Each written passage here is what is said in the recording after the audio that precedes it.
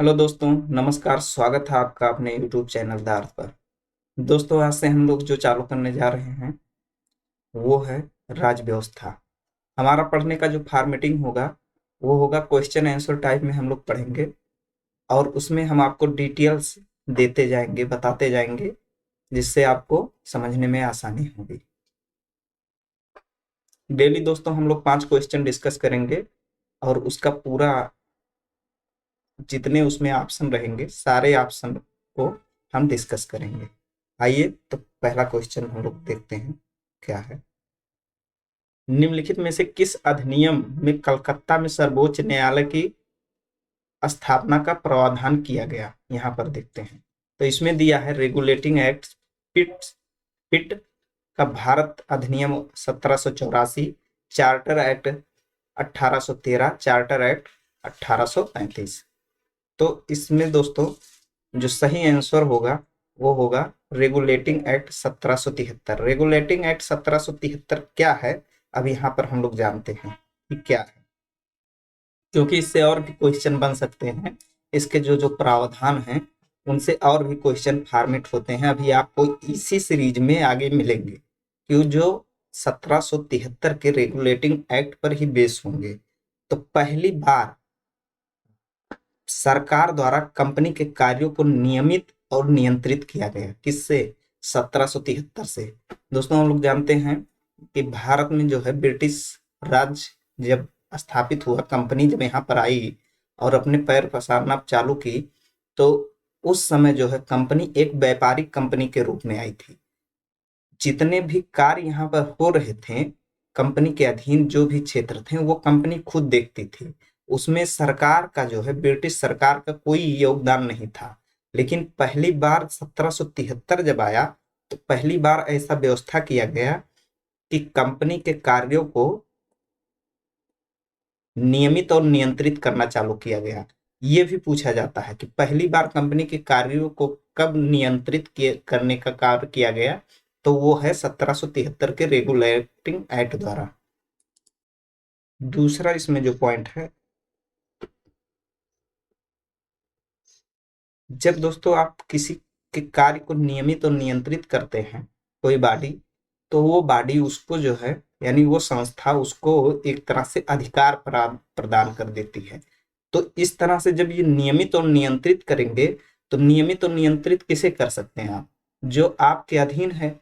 तो इसीलिए यहाँ पर पहली बार ऐसा होगा कि कंपनी के प्रशासनिक और राजनीतिक कार्यों को मान्यता मिल जाएगी, किससे? ब्रिटिश सरकार द्वारा। और जो इसमें तीसरा सबसे बड़ा कार्य हुआ वो था भारत में केंद्रीय प्रशासन की नींव।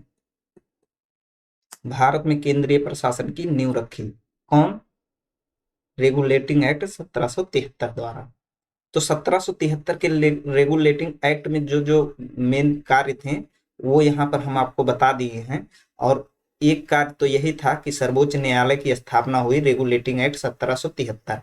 दोस्तों, रेगुलेटिंग एक्ट 1773 था, लेकिन जब सर्वोच्च न्यायालय बना, तो अगर पूछा जाए कि कब बना, तो वो जो समय था वो था 1774।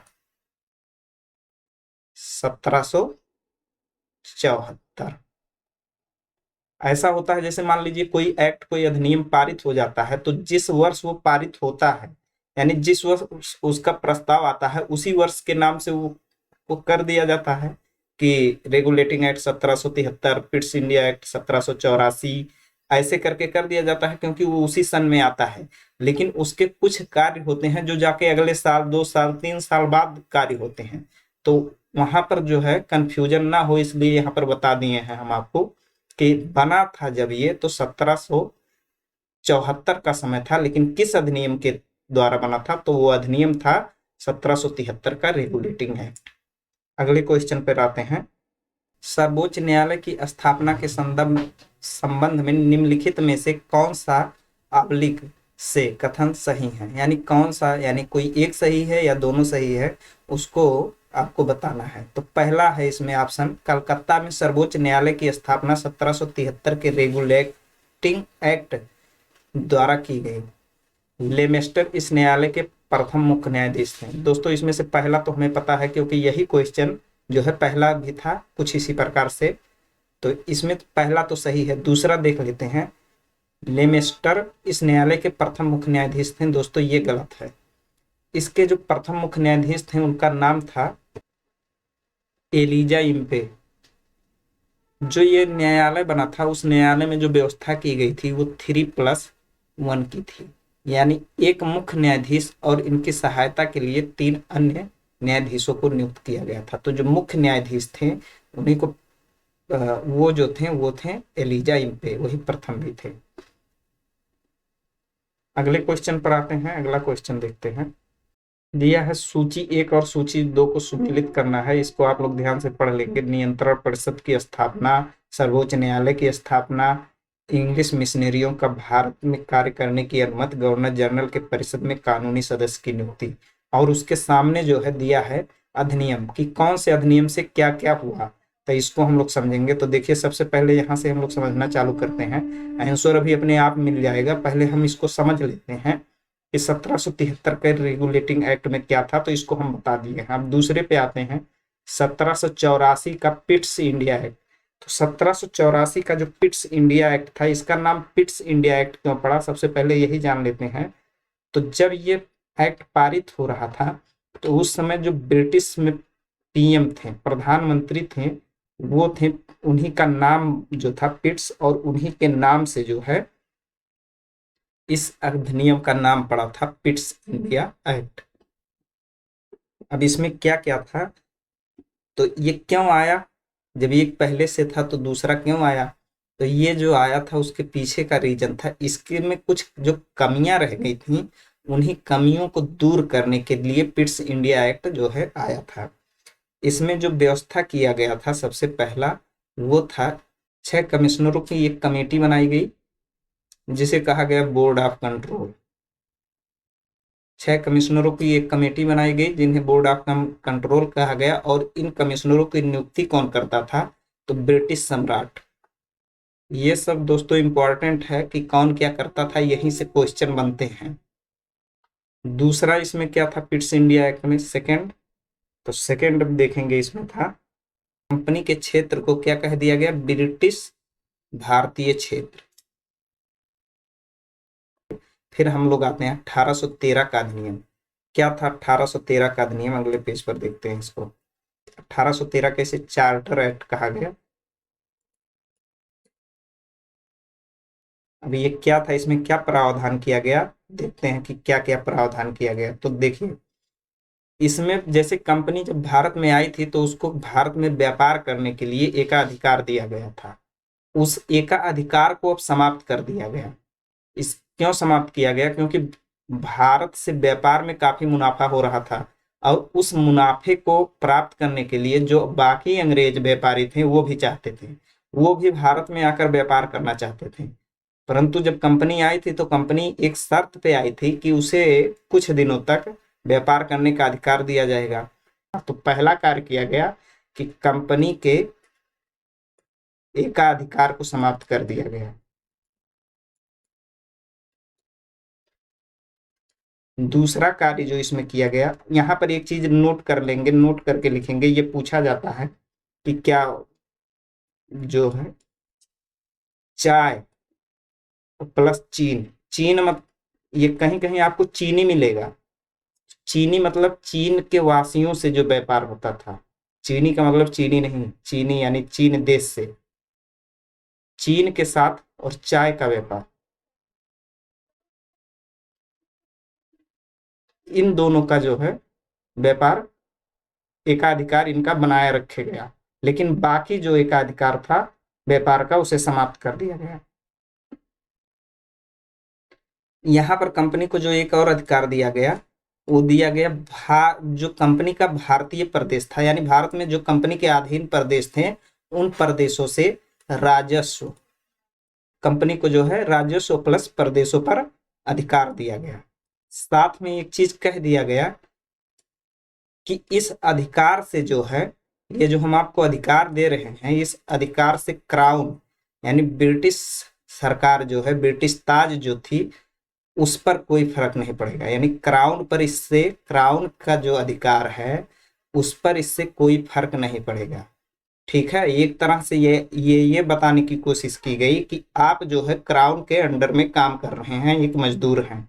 कंपनी को इस बात को एहसास कराया गया और इसी से जो है, इसीलिए इसमें एक शब्द कहा गया कि पहली बार भारत में अंग्रेजी राज्य को संवैधानिक दर्जा प्राप्त हो गया। संवैधानिक स्थिति उसकी स्पष्ट हो गई। कंपनी जो थी उसकी संवैधानिक स्थिति क्या है, इस एक्ट द्वारा स्पष्ट हो गया। कैसे स्पष्ट हुआ? क्योंकि उसे राजस्व वसूली और प्रदेशों पर अधिकार दिया गया, लेकिन कहा गया क्राउन के अंडर रहकर। तो एक तरह से समझिए जैसे यहाँ पर डीएम एसडीएम होते हैं, वो कार्य करते हैं, लेकिन वो किसके अंडर? सरकार के अंडर होकर कार्य करते हैं। तो सरकार के अंडर होकर कार्य करना मतलब कि उनकी एक स्थिति है जिसको स्पष्ट कर दिया गया कि तुम इसी पोस्ट के लिए हो, तुम्हारा कार्य ये है। तो यहाँ पर कंपनी अभी तक जो थी, कंपनी की स्थिति नहीं स्पष्ट थी कि कंपनी क्या करेगा, नियम बनाएगा, कानून बनाएगा, और उस नियम कानून को कौन नियंत्रित करेगा। लेकिन इसके द्वारा पहली बार जो है स्पष्ट करने की कोशिश की गई। तो यहाँ पर देखेंगे कंपनी के स्थिति को स्पष्ट किया गया। और क्या इसमें किया गया? ईसाई मिशनरियों को भारत में प्रचार प्रसार करने की अनुमति दी गई, यानी आने के लिए और यहाँ पर प्रचार प्रसार करने के लिए उनको अनुमति मिल गई। मिशनरी क्या होते हैं? मिशनरी का काम हो, मिशनरी यहाँ से एक शब्द देखिए, शब्द को तोड़ेंगे समझ में आ जाएगा। मिशन यानी ये किसी मिशन से आते थे, तो इनका मिशन क्या था? ईसाई धर्म का प्रचार प्रसार करना। फिर और इसमें आगे क्या किया गया? इसमें एक और जो कार्य किया गया था वो था कंपनी के आय से, सरकार की आय से नहीं, कंपनी की आय से। जो कंपनी आय प्राप्त कर रही है भारत में व्यापार करके, राजस्व वसूल करके, उस आय से 1 लाख प्रतिवर्ष भारतीय शिक्षा पर खर्च करना। 1833 का जो अधिनियम था वो सबसे पहला जो कार्य इसमें किया गया, इसमें चाय प्लस चीन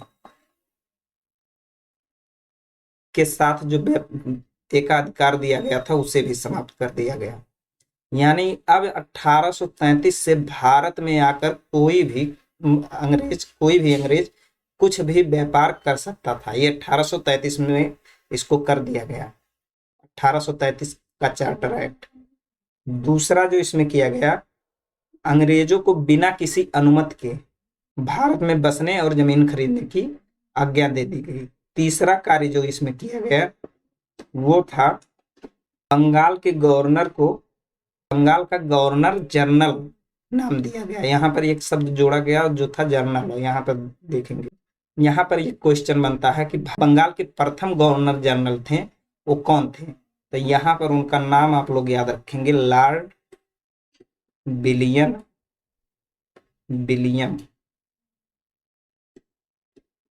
बेंटिक। ये बंगाल के प्रथम गवर्नर जनरल थे। तीसरा कार्य इसमें जो किया गया उसको देखेंगे, गवर्नर जनरल की परिषद में विधि सदस्य को जोड़ा गया। और जो विधि सदस्य को जोड़ा गया, तो यहाँ पर भी एक क्वेश्चन बनता है कि प्रथम विधि सदस्य कौन था? तो था वो लॉर्ड मैकाले।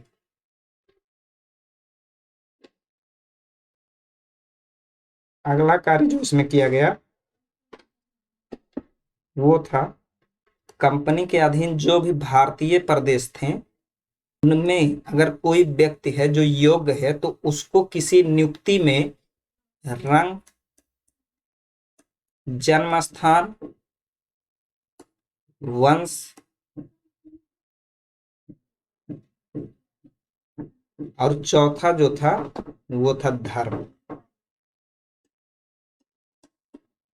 इनमें से किसी भी आधार पर जो है उसको किसी भी पद से वंचित नहीं रखा जाएगा। ये जोड़ा गया 1833 के अधिनियम में। और क्या किया गया 1833 में? तो जितने भी कर लगते थे, यानी टैक्स जितने भी थे, वो टैक्स जो है गवर्नर जनरल की सलाह पर लगेंगे। और उसे कौन लगाएगा? गवर्नर जनरल ही लगाएगा। यानी इस टैक्स लगाने के लिए और टैक्स को व्यय करने के लिए, खर्च करने के लिए जो है गवर्नर जनरल को आज्ञा दी गई, अनुमति मतलब अधिकार दिया गया। जितने भी कानून बनेंगे वो कानून गवर्नर जनरल की परिषद बनाएगी। अब यहाँ पर जब गवर्नर जनरल की परिषद बनाएगी तो एक चीज और देखिए कि इससे पहले जो कानून बनते थे, यानी गवर्नर जनरल के पहले जब बंगाल का गवर्नर था तो भारत में 3 ब्रिटिश प्रेसिडेंसियां थी। वो कौन कौन थी कलकत्ता, मद्रास और मुंबई। ये तीनों में गवर्नर होते थे और ये अपने अपने यहाँ कानून बनाते थे। लेकिन जब बंगाल के गवर्नर को गवर्नर जनरल किया गया 1833 के अधिनियम से, तो यहाँ पर मुंबई वाले का और मद्रास वाले का कानून बनाने का अधिकार समाप्त कर दिया गया और इन दोनों को बंगाल का जो गवर्नर जनरल था उसके अधीन ले आया गया। अब जो ये कानून बनाएगा वही इस यहाँ पर भी लागू होगा, वही यहाँ पर भी लागू होगा।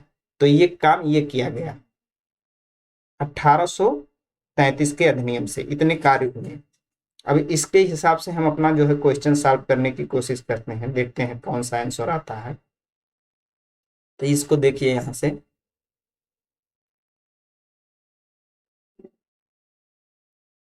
ये नियंत्रण परिषद की स्थापना, नियंत्रण परिषद को ही इंग्लिश में बोर्ड ऑफ कंट्रोल कहेंगे। बोर्ड ऑफ कंट्रोल किसमें है? पिट्स इंडिया एक्ट में, इसको 2 से मिला देंगे। सर्वोच्च न्यायालय की स्थापना देख चुके हैं, 1773 से है। इंग्लिश मिशनरियों को कब दिया गया भारत में आने का अनुमति? तो हम लोग जानते हैं यह है 1813। और इसका क्या होगा? अब एक ही बचा, कानूनी सदस्य यानी विधि सदस्य को नियुक्त किया गया। अभी हम लोग पढ़े हैं पहला विधि सदस्य लॉर्ड मैकाले था, तो इसका हो जाएगा 4। इस तरह से जो हमारा ऑप्शन निकलेगा वो होगा 2 1 3 4। देखते हैं 2 1 3 4, इसमें बी में है, इसका आंसर बी हो जाएगा। आगे बढ़ते हैं। निम्नलिखित में से किससे या किसने भारत में अंग्रेजी शिक्षा की नींव पड़ी? तो देखिए चौथा क्वेश्चन है दोस्तों, ये आईएएस का क्वेश्चन है, आईएएस 2018 में से पूछा गया है। अब समझते हैं 1813 का जो चार्टर एक्ट था, हम लोग देखिए यहां से वापस आएंगे 1813 का जहां प्रावधान लिखे हैं, तो देखेंगे उसमें क्या क्या है। तो देखिए इसमें, ये देखिए शिक्षा वाला है, कंपनी की आय से प्रतिवर्ष 1 लाख रुपया। तो एक यहां से मिल गया 1813, यानी पहला तो सही होगा 1813, ये पहला सही है। अच्छा, अब दूसरे पे आते हैं जिसको हम लोग डिस्कस नहीं किए हैं, तो यहीं से आगे डिस्कस करेंगे। 1813 में हम लोगों को पता है कि 1813 में 1 लाख रुपए खर्च करने का प्रावधान किया गया। अब ये खर्च कैसे होगा? तो इसके लिए एक कमेटी बनी, और वो जो कमेटी बनी वो कमेटी कब बनी? तो 1823 में, 1823 में एक कमेटी बनी, किसकी अध्यक्षता में? लॉर्ड मैकाले, लॉर्ड मैकाले की अध्यक्षता में एक कमेटी बनी। इसी कमेटी को general committee of public instruction कहा गया। और ये कमेटी जो है विचार करती है भारत में कि किस प्रकार की शिक्षा दी जाए। इसी कमेटी में एक विवाद उठता है, प्राच्य विद वर्सेस आंग्ल विद।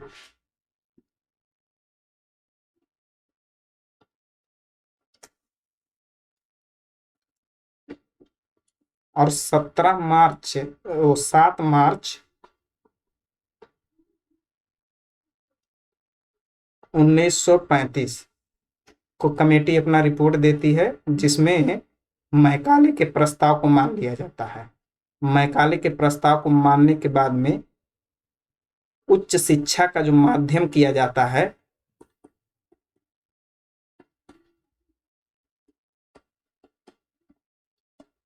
वो अंग्रेजी है।